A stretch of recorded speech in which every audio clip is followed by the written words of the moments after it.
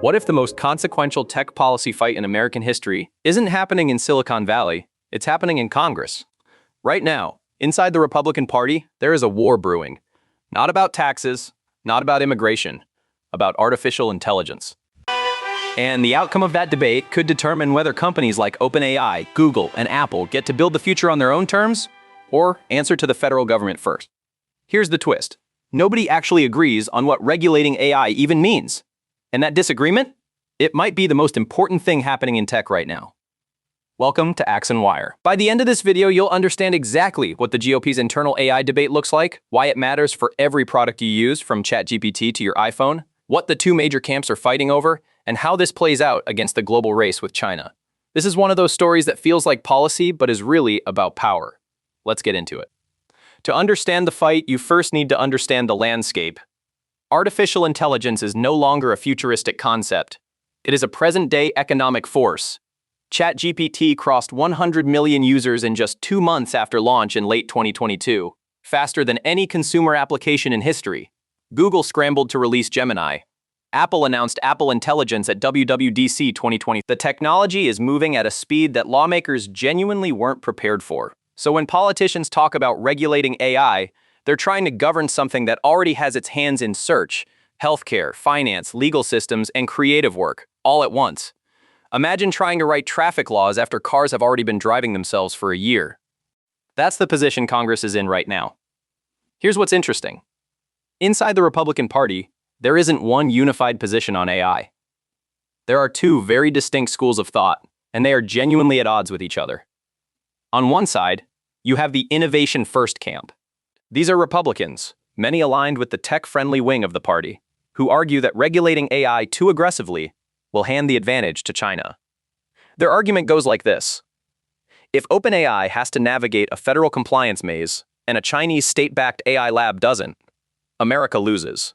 Full stop.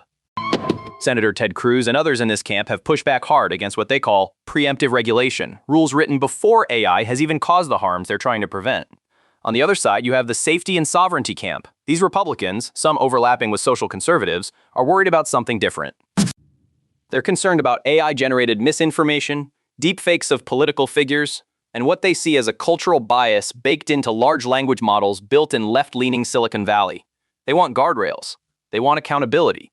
They want companies like Google and OpenAI to be legally responsible for outputs that influence elections or deceive the public. And here's where it gets really fascinating. Both sides think they're protecting America. They just have completely opposite ideas about what the threat actually is.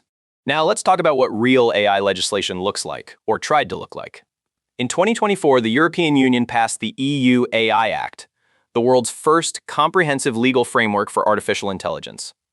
It classifies AI systems by risk level, low, medium, high, and unacceptable, and applies different rules to each. Facial recognition in public spaces? Largely banned. AI used in hiring or credit scoring? Heavy disclosure requirements. The US has taken no equivalent federal action. What exists instead is a patchwork. President Biden's executive order on AI from October 2023, which set voluntary safety standards and required federal agencies to assess AI risks. But executive orders aren't laws. They can be reversed. And in fact, early signals from the Trump administration in 2025 suggested a rollback of some of those Biden-era AI directives in favor of a lighter regulatory touch. Here's what's interesting about that rollback. It doesn't mean the conversation is over. It means the pressure is shifting. States are starting to fill the vacuum. Texas, Tennessee, and Colorado have all introduced or passed their own AI-related legislation in 2024 and 2025. That creates a new problem. A fragmented regulatory landscape where a company like Apple has to comply with 50 different sets of rules instead of one clear federal standard. Think of it like the early days of environmental regulation. Before the EPA existed, every state had its own rules, or none at all. Industry hated the chaos. Eventually, federal standards emerged not just because of environmental pressure, but because businesses actually wanted predictability. AI could follow the exact same arc. So what does this mean for you, the person watching this video who uses ChatGPT to write emails, asks Google Gemini for recommendations, or uses Siri and Apple Intelligence on your iPhone? It means the tools you use every day are being built in a policy vacuum. The features companies can ship, the data they can collect, the guardrails they put on outputs, all of that is being shaped right now in real time by a debate that most people aren't watching. The stakes are enormous. We're not talking about regulating a single product. We're talking about regulating the infrastructure of intelligence itself. And the Republican Party, which controls the House and has enormous influence over what legislation ever reaches the Senate floor, has not reached consensus. That gridlock has consequences. It means more executive action, more state-level patchwork, and more room for companies to operate however they choose while the debate continues. The question isn't whether AI gets regulated. It's who does it, when, and on whose terms. And right now, nobody has the answer. That's going to do it for this one. If you found this breakdown useful, hit that like button. It genuinely helps more people find this channel. Subscribe to Axe and Wire so you don't miss our next deep dive.